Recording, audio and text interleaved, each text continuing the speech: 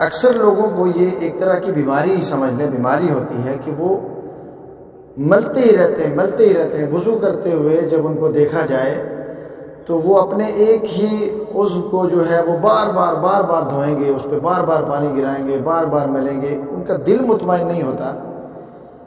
اکثر لوگ اس بات کا خیال نہیں کرتے۔ رسول اکرم صلی اللہ علیہ وسلم نے 3 دفعہ، یہ اکثر لوگ اس بات کو جانتے ہیں کہ 3 دفعہ ہر عضو کو دھونا سنت ہے، اور اگر ہم 3 دفعہ سے زیادہ اگر دھوتے ہیں تو رسول اکرم صلی اللہ علیہ وسلم نے فرمایا فقد ساء وظلم، کہ جس نے 3 دفعہ سے بھی زیادہ دھویا تو گویا کہ اس نے گناہ کیا اور ظلم کیا۔ تو کیا فائدہ کہ ہم وضو بھی کریں، عبادت بھی کریں، اور ہم گناہ کے بھی مرتکب ہوں اور ظلم کے بھی مرتکب ہوں؟ لہٰذا ہمیں چاہیے کہ ہم 3 دفعہ اپنے اعضاء کو دھوئیں سنت کے مطابق،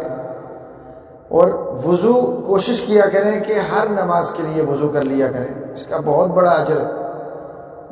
ہے۔ عمر بن الخطاب رضی اللہ تعالی عنہ کہتے ہیں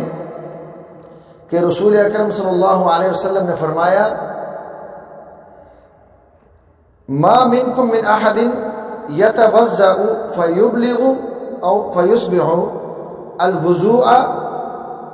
ثم يقول أشهد أن لا إله إلا الله وحده لا شريك له وأشهد أن محمدا عبده ورسوله إلا فتحت له أبواب الجنة 8 يدخل من أيها شاء۔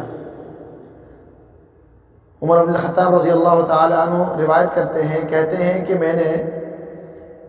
کہ رسول اکرم صلی اللہ علیہ وسلم نے فرمایا کہ جو اچھی طرح سے وضو کرتا ہے،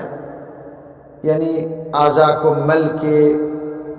1 دفعہ نہیں، 2 دفعہ نہیں، 3 دفعہ ہر عضو کو دھوتا ہے، اچھی طرح سے تحمل مزاجی کے ساتھ اچھی طرح سے وضو کا اہتمام کرتا ہے، اور اس کے بعد یہ کلمہ کہتا ہے کہ اشہد ان لا الہ الا اللہ وحدہ لا شریک لہ واشہد ان محمدا عبدہ ورسولہ فتحت لہ ابواب الجنہ 8۔ اللہ کے نبی نے فرمایا کہ اس کے لیے جنت کے 8 دروازے کھول دیے جاتے ہیں، یدخل من ایہا شاء، وہ جس میں سے چاہے داخل ہو جائے۔